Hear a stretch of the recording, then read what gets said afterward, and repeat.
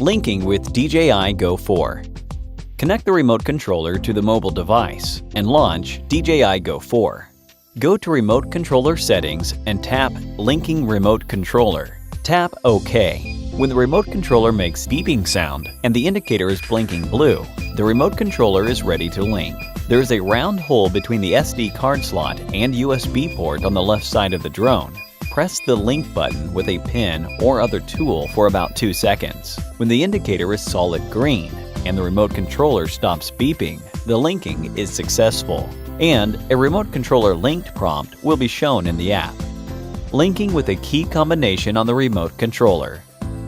When the remote controller is turned on, press and hold the C1, C2, and video recording buttons at the same time. When the remote controller makes beeping sound and the indicator is blinking blue, the remote controller is ready to link.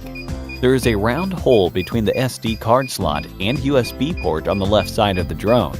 Press the link button with a pin or other tool for about 2 seconds. When the indicator is solid green and the remote controller stops beeping, the linking is successful. If the linking fails several times, contact DJI support. Leave us a like if this video was useful for you. Let us know if you have any questions in the comments below, and don't forget to subscribe. Thank you for watching.